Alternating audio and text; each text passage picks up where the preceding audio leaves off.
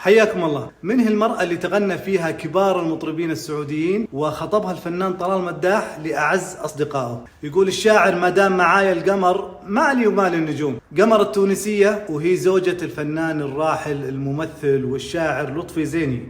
لطفي زيني أحد الممثلين السعوديين أيام الستينات والسبعينات، وكان عنده شركة إنتاج فني فتحها في ألمانيا.